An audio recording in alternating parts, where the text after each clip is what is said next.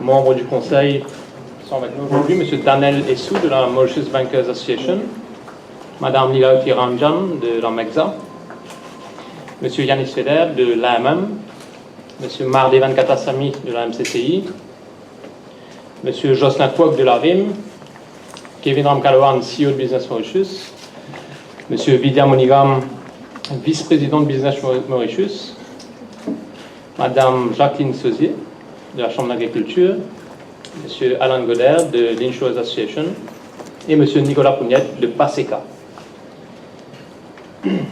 Alors, ce qu'on propose aujourd'hui, c'est je ferai quelques commentaires d'ordre général. Ensuite, Kevin peut-être entrera un peu plus dans les détails sur quelques commentaires un peu spécifiques. On propose que des questions soient prises à la fin. Et s'il vous plaît, pour donner la parole à tous, essayons de se limiter à une question par rédaction. S'il y a des follow-up questions, évidemment qu'on suivra. Alors aussi, on vous rappelle qu'on fera un communiqué qui sera envoyé à vos rédactions, qui retracera l'essentiel de ce qui aura été dit à la conférence de presse. On le verra ce soir. Alors, bien évidemment que ce soir sont les premiers commentaires de assez général. Je suis sûr que vous êtes conscient qu'il faudra qu'on rentre plus en détail dans le budget lui-même et aussi dans les annexes avant de faire des commentaires plus précis. Alors, pour rappel, Business Mauritius a soumis un mémo aux autorités avant le budget et ce mémo s'appuyait cette année sur le National Business Roadmap de Business Mauritius, qui est un plan stratégique élaboré par les membres du conseil de B1. Et pour rappel, ce mémo peut être consulté en ligne.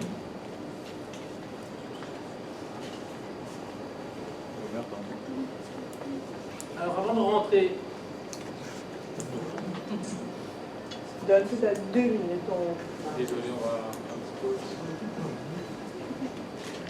peu... Dans certains détails, quand même, j'aimerais vous rappeler quelque chose qui va peut-être vous apparaître une évidence. C'est que, pour nous, le développement économique de Maurice n'a de sens que s'il est vraiment soutenable sur le long terme et qu'il profite à tous les Mauriciens, sans exception. Ce que je viens de dire implique 2 a priori. Premièrement, que nous devons toujours privilégier le long terme au court terme, que ce soit concernant notre politique environnementale, notre politique sociale, notre politique macroéconomique. Deuxièmement, que tous les Mauriciens doivent être partie prenante de notre développement et doivent pouvoir bénéficier des progrès réalisés. Pour ce budget, 4 priorités avaient été mises en avant par Business Mauritius. L'amélioration de la gestion de nos ressources naturelles rares, le développement de notre capital humain, le renforcement de notre gouvernance, et last but not least, des solutions pour faire face à nos vulnérabilités environnementales. Donc on a fait pas mal de suggestions concrètes dans ce sens au ministre des Finances. Après ces secteurs prioritaires, des propositions tactiques avaient aussi été faites concernant notamment la transition énergétique. Le son est OK? Non.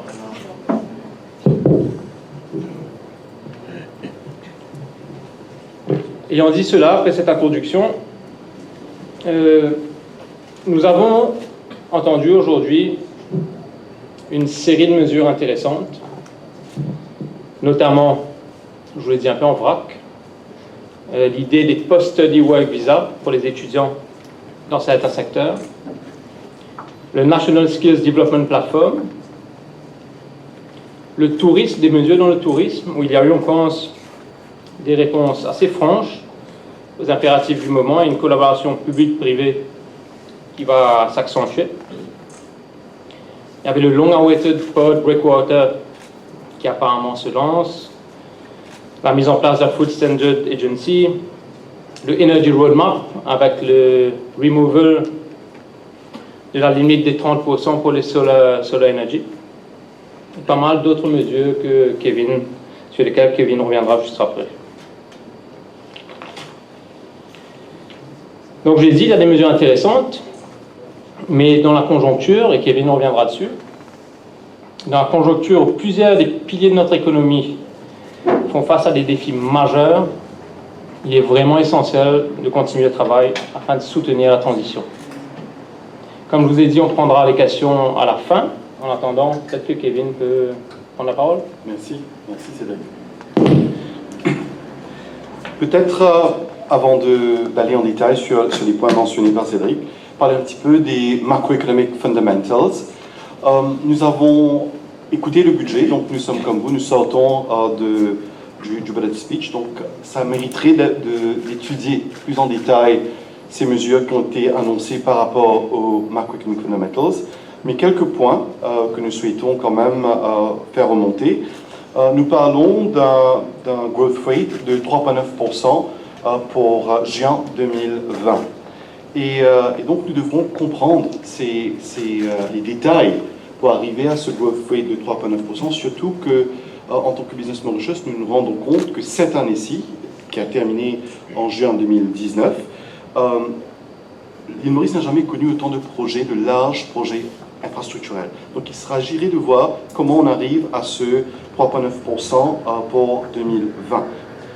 Aussi, quelque chose que nous analyserons en plus de profondeur, et nous reviendrons vers vous dessus en temps et lieu, c'est le public deficit qui est de 3,2% cette année-ci, et qui le sera aussi pour l'année prochaine. Nous notons avec intérêt dans le budget brief, le budget speech, que les recurrent expenditure et les recurrent revenues sont net off, à peu près à 121 milliards pour l'année prochaine. Il y a un grant component qui est compris dedans, d'à peu près 6 milliards, donc quelque chose que nous devrons étudier aussi plus en détail pour vraiment arriver à la sustainability de notre budget sur l'année, sur le long terme.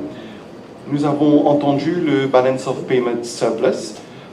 Nous avons compris en quelques lignes, mais par rapport à notre analyse de l'économie, nous nous attendons à ce que le current account déficit soit plus conséquent pour l'année à venir.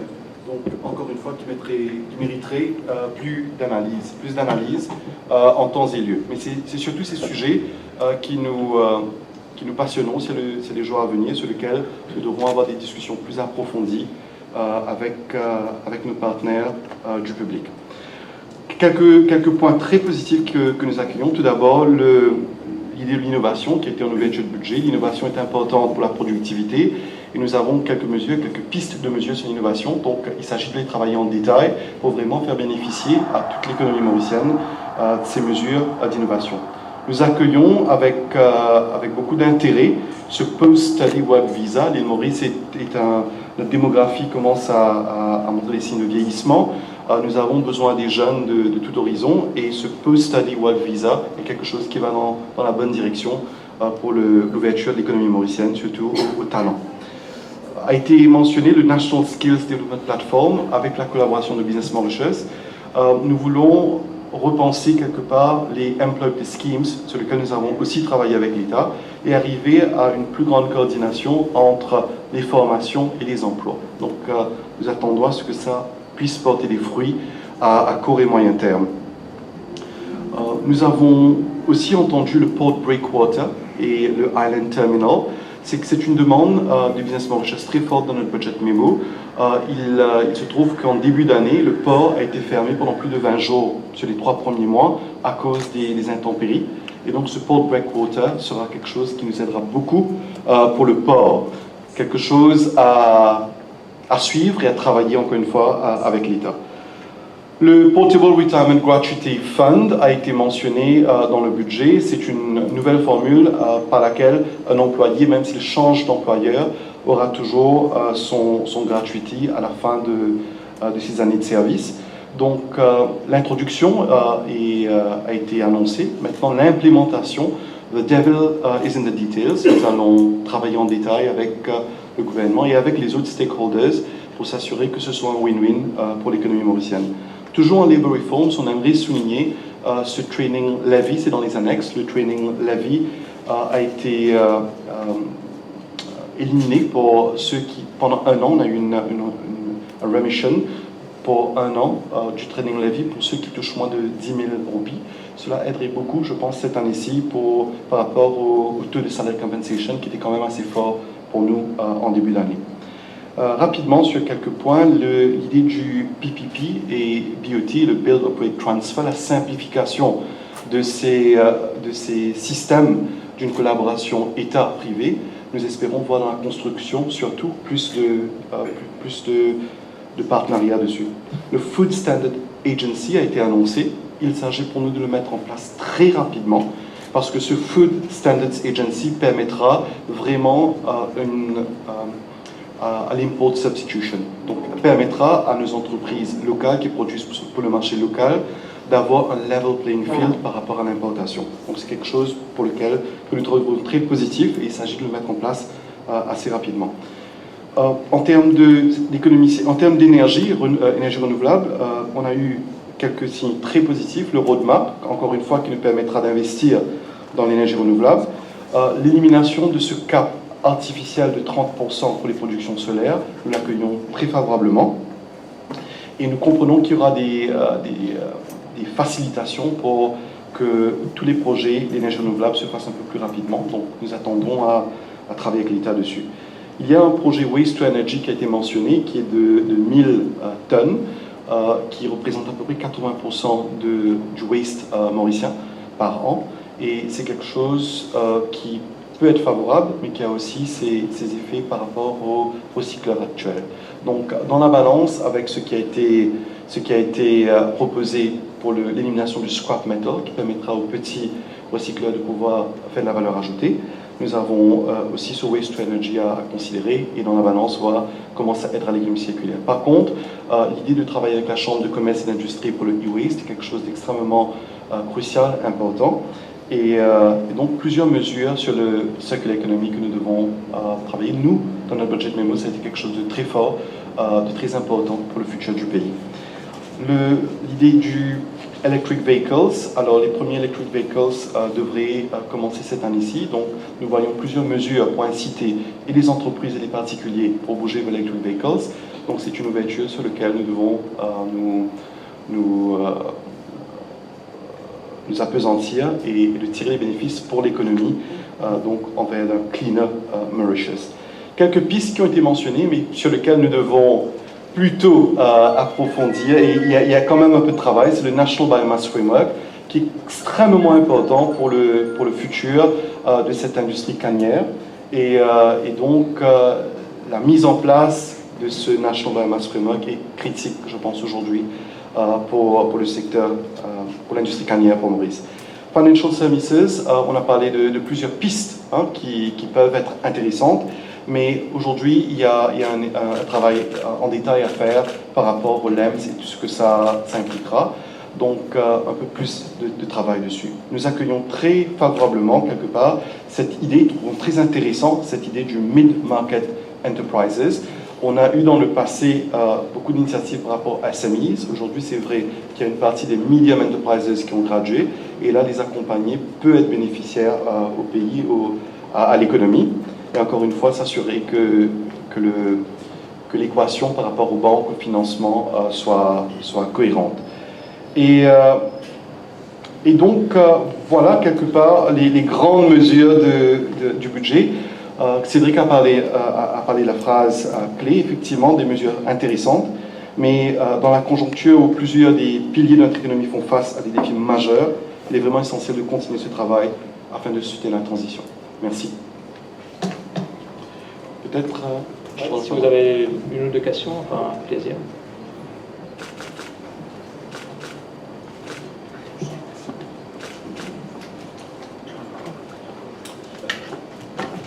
S'il n'y a pas de question,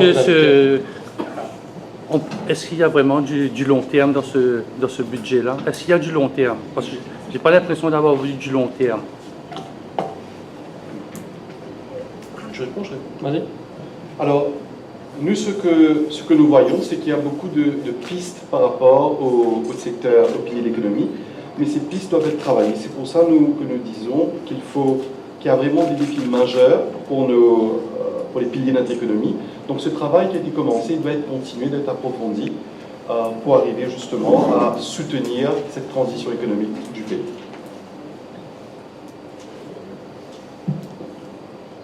Le Premier ministre a effleuré la question de privatisation quand il a dit qu'il faudrait vendre certains actifs de l'État. On va donner des détails dessus. Alors, nous aussi, on n'a pas les détails pour l'instant. Je suis sûr que c'est dans les annexes, quelque part. Par contre, l'idée du PPP, du Public-Private Partnership, et le Build, Operate, Transfer, est vraiment dans l'esprit de plus d'implication de la communauté des affaires dans les assets, donc dans l'investissement du pays, infrastructures et autres. J'imagine que cela voudrait aussi dire que certains des assets qui ne sont pas corps pourraient être à ce moment privatisés. Mais à voir en détail en Tanzanie.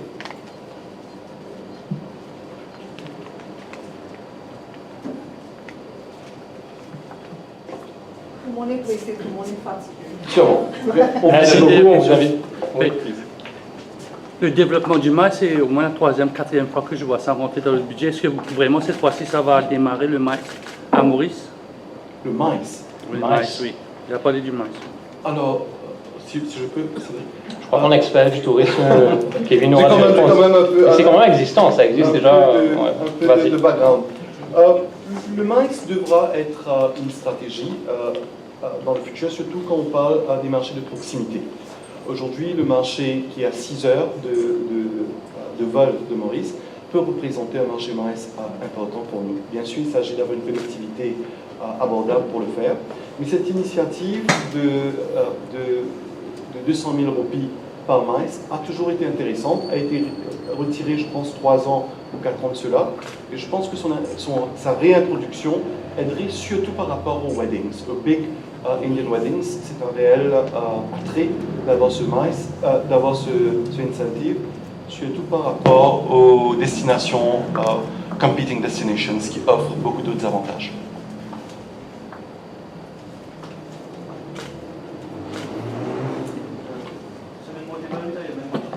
Vous avez dit que le devil is in the details.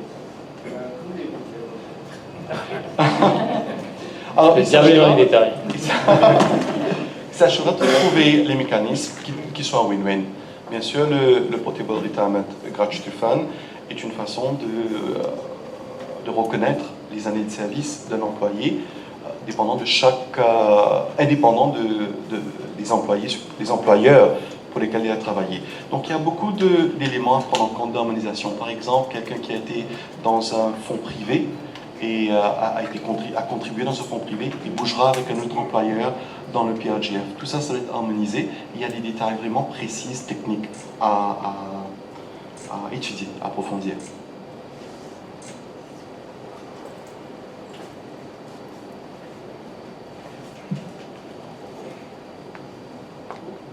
Mais nous restons à votre disposition, par téléphone, par mail et à travers Marina. Donc, on aura toujours l'occasion de se parler, et nous, et tous les membres de Business Mauritius, bien sûr. Merci beaucoup. Merci. Et dans certains détails, quand même, j'aimerais vous rappeler quelque chose qui va peut-être vous apparaître une évidence. C'est que, pour nous, le développement économique de Maurice n'a de sens que s'il est vraiment soutenable sur le long terme et qu'il profite à tous les Mauriciens, sans exception. Ce que je viens de dire implique 2 a priori. Premièrement, que nous devons toujours privilégier le long terme au court terme, que ce soit concernant notre politique environnementale, notre politique sociale, notre politique macroéconomique. Deuxièmement, que tous les Mauriciens doivent être partie prenante de notre développement et doivent pouvoir bénéficier des progrès réalisés. Pour ce budget, 4 priorités avaient été mises en avant par Business Mauritius. l'amélioration de la gestion de nos ressources naturelles rares, le développement de notre capital humain, le renforcement de notre gouvernance, et last but not least, des solutions pour faire face à nos vulnérabilités environnementales. Donc on a fait pas mal de suggestions concrètes dans ce sens au ministre des Finances. Après ces secteurs prioritaires, des propositions tactiques avaient aussi été faites concernant notamment la transition énergétique. Le son est OK? Non.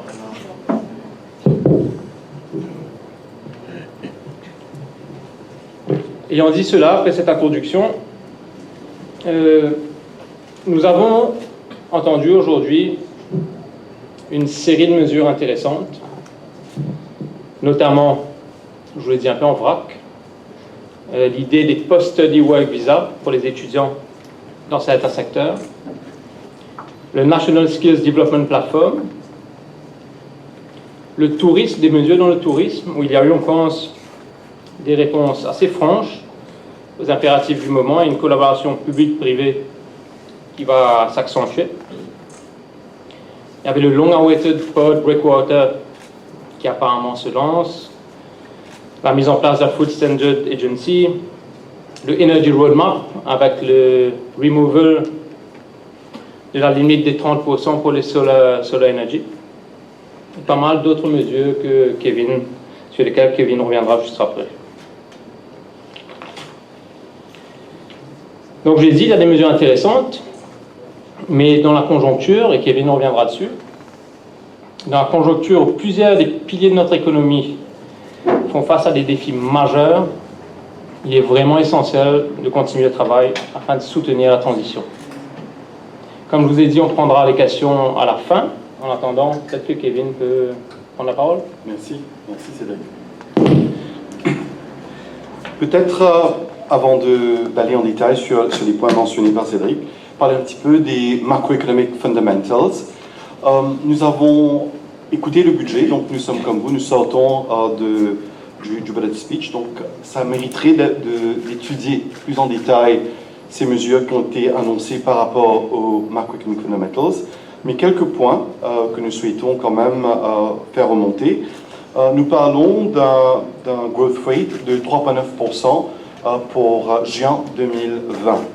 Et donc nous devrons comprendre les détails pour arriver à ce growth rate de 3,9%, surtout que en tant que Business Mauritius, nous nous rendons compte que cette année-ci, qui a terminé en juin 2019, l'île Maurice n'a jamais connu autant de projets, de larges projets infrastructurels. Donc il s'agirait de voir comment on arrive à ce 3,9% pour 2020. Aussi, quelque chose que nous analyserons en plus de profondeur, et nous reviendrons vers vous dessus en temps et lieu, c'est le public deficit qui est de 3,2% cette année-ci, et qui le sera aussi pour l'année prochaine. Nous notons avec intérêt dans le budget brief, le budget speech, que les recurrent expenditure et les recurrent revenues sont net off, à peu près à 121 milliards pour l'année prochaine. Il y a un grant component qui est compris dedans, d'à peu près 6 milliards, donc quelque chose que nous devrons utiliser aussi plus en détail pour vraiment arriver à la sustainability de notre budget sur l'année, sur le long terme. Nous avons entendu le balance of payment surplus. Nous avons compris en quelques lignes, mais par rapport à notre analyse de l'économie, nous nous attendons à ce que le current account déficit soit plus conséquent pour l'année à venir. Donc, encore une fois, qui mériterait plus d'analyse en temps et lieu. Mais c'est surtout ces sujets qui nous passionnent, c'est les jours à venir sur lesquels nous devrons avoir des discussions plus approfondies avec nos partenaires du public. Quelques points très positifs que nous accueillons. Tout d'abord, l'idée de l'innovation qui était en ouverture de budget. L'innovation est importante pour la productivité et nous avons quelques pistes de mesures sur l'innovation. Donc, il s'agit de les travailler en détail pour vraiment faire bénéficier à toute l'économie mauricienne ces mesures d'innovation. Nous accueillons avec beaucoup d'intérêt ce Post-Study Work Visa. L'île Maurice notre démographie commence à montrer des signes de vieillissement. Nous avons besoin des jeunes de tout horizon et ce Post-Study Work Visa est quelque chose qui va dans la bonne direction pour l'ouverture de l'économie mauricienne, surtout aux talents. A été mentionné le National Skills Development Platform avec la collaboration de Business Mauritius. Nous voulons repenser quelque part les Employability Schemes sur lesquels nous avons aussi travaillé avec l'État et arriver à une plus grande coordination entre les formations et les emplois. Donc nous attendons à ce que ça puisse porter des fruits à court et moyen terme. Nous avons aussi entendu le Port Breakwater et le Island Terminal. C'est une demande du Business Mauritius très forte dans notre budget memo. Il se trouve qu'en début d'année, le port a été fermé pendant plus de 20 jours sur les 3 premiers mois à cause des intempéries. Et donc ce Port Breakwater sera quelque chose qui nous aidera beaucoup pour le port. Quelque chose à suivre et à travailler encore une fois avec l'État. Le Portable Retirement Gratuity Fund a été mentionné dans le budget. C'est une nouvelle formule par laquelle un employé, même s'il change d'employeur, aura toujours son gratuity à la fin de ses années de service. Donc l'introduction a été annoncée. Maintenant, l'implémentation, the devil is in the details. Nous allons travailler en détail avec le gouvernement et avec les autres stakeholders pour s'assurer que ce soit un win-win pour l'économie mauricienne. Toujours en Labour Reforms, on aimerait souligner ce training levy, c'est dans les annexes. Le training levy a été éliminé pour ceux qui, pendant un an, on a eu une remission pour un an du training levy pour ceux qui touchent moins de 10 000 roupies. Cela aiderait beaucoup, je pense, cette année-ci par rapport au taux de salary compensation qui était quand même assez fort pour nous en début d'année. Rapidement sur quelques points, l'idée du PPP et BOT, le Build Operate Transfer, la simplification de ces systèmes d'une collaboration État-privé. Nous espérons voir dans la construction surtout plus de partenariats dessus. Le Food Standard Agency a été annoncé. Il s'agit pour nous de le mettre en place très rapidement parce que ce Food Standards Agency permettra vraiment à l'import substitution. Donc, permettra à nos entreprises locales qui produisent pour le marché local d'avoir un level playing field par rapport à l'importation. Donc, c'est quelque chose pour lequel que nous trouvons très positif et il s'agit de le mettre en place assez rapidement. En termes d'économie, en termes d'énergie, énergie renouvelable, on a eu quelques signes très positifs. Le roadmap, encore une fois, qui nous permettra d'investir dans l'énergie renouvelable. L'élimination de ce cap artificiel de 30% pour les productions solaires, nous l'accueillons très favorablement. Et nous comprenons qu'il y aura des facilitations pour que tous les projets d'énergie renouvelable se fassent un peu plus rapidement. Donc nous attendrons à travailler avec l'État dessus. Il y a un projet Waste to Energy qui a été mentionné, qui est de 1000 tonnes, qui représente à peu près 80% du waste mauricien par an. Et c'est quelque chose qui peut être favorable, mais qui a aussi ses effets par rapport aux recycleurs actuels. Donc, dans la balance, avec ce qui a été proposé pour l'élimination du scrap metal, qui permettra aux petits recycleurs de pouvoir faire de la valeur ajoutée, nous avons aussi ce Waste to Energy à considérer, et dans la balance, voir comment ça aidera l'économie circulaire. Par contre, l'idée de travailler avec la Chambre de commerce et d'industrie pour le e-waste est quelque chose d'extrêmement crucial, important. Et donc, plusieurs mesures sur le circular economy que nous devons travailler. Nous, dans notre budget memo, ça a été quelque chose de très fort, de très important pour le futur du pays. L'idée du electric vehicles, alors les premiers electric vehicles devraient commencer cette année-ci. Donc, nous voyons plusieurs mesures pour inciter et les entreprises et les particuliers pour bouger vers electric vehicles. Donc, c'est une ouverture sur laquelle nous devons nous appesantir et de tirer les bénéfices pour l'économie, donc envers un cleaner Mauritius. Quelques pistes qui ont été mentionnées, mais sur lesquelles nous devons plutôt approfondir, et il y a quand même un peu de travail, c'est le National Biomass Framework, qui est extrêmement important pour le futur de cette industrie cannière. Et donc, la mise en place de ce National Biomass Framework est critique, je pense, aujourd'hui, pour le secteur, pour l'industrie cannière pour Maurice. Financial Services, on a parlé de plusieurs pistes qui peuvent être intéressantes, mais aujourd'hui, il y a un travail en détail à faire par rapport au LEMS et tout ce que ça impliquera. Donc, un peu plus de travail dessus. Nous accueillons très favorablement, quelque part, cette idée, très intéressante, cette idée du Mid-Market Enterprises. On a eu dans le passé beaucoup d'initiatives par rapport à SMEs. Aujourd'hui, c'est vrai qu'il y a une partie des Medium Enterprises qui ont gradué, et là, les accompagner peut être bénéficiaire au pays, à l'économie. Et encore une fois, s'assurer que l'équation par rapport aux banques, au financement, soit cohérente. Et donc, voilà quelque part les grandes mesures du budget. Cédric a parlé de la phrase clé, effectivement, des mesures intéressantes, mais dans la conjoncture où plusieurs des piliers de notre économie font face à des défis majeurs, il est vraiment essentiel de continuer ce travail afin de soutenir la transition. Merci. Peut-être... si vous avez une ou deux questions, enfin, plaisir.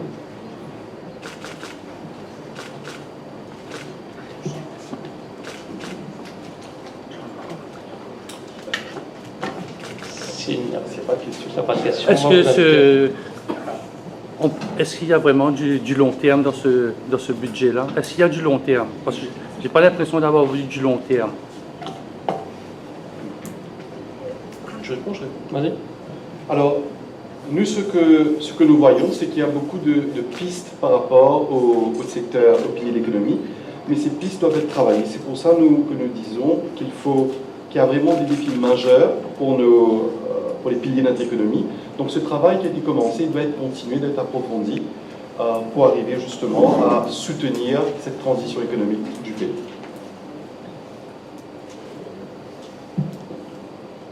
Le Premier ministre a effleuré la question de privatisation quantitative du projet de bonds et des actifs de l'État. On va donner des détails dessus. Alors, nous aussi, on n'a pas les détails pour l'instant. Je suis sûr que c'est dans les annexes, quelque part. Par contre, l'idée du PPP, le Public-Private Partnership, et le Build, Operate, Transfer, est vraiment dans l'esprit de plus d'implication de la communauté des affaires dans les assets, donc dans l'investissement du pays, infrastructures et autres. J'imagine que cela voudrait aussi dire que certains des assets qui ne sont pas corps pourraient être à ce moment privatisés. Mais à voir en détail en temps et lieu.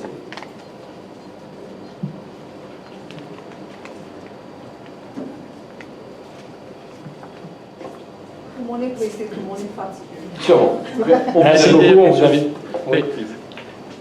Le développement du MAIS, c'est au moins la troisième, quatrième fois que je vois ça rentrer dans le budget. Est-ce que vraiment cette fois-ci, ça va démarrer le MAIS à Maurice? Le maïs. Le maïs, oui. Il a parlé du maïs. Alors, si je peux... Je crois qu'on est expert du tourisme, Kevin aura J'ai quand même un peu... C'est quand même existant, ça existe déjà. Un peu de background. Le maïs devra être une stratégie dans le futur, surtout quand on parle des marchés de proximité. Aujourd'hui, le marché qui est à 6 heures de vol de Maurice peut représenter un marché maïs important pour nous. Bien sûr, il s'agit d'avoir une connectivité abordable pour le faire, mais cette initiative de 200 000 roupies par maïs a toujours été intéressante, a été retirée, je pense, 3 ans ou 4 ans de cela, et je pense que sa réintroduction aiderait surtout par rapport aux weddings, aux big Indian weddings. C'est un réel attrait d'avoir ce maïs, d'avoir ce incentive, surtout par rapport aux destinations, competing destinations, qui offrent beaucoup d'autres avantages.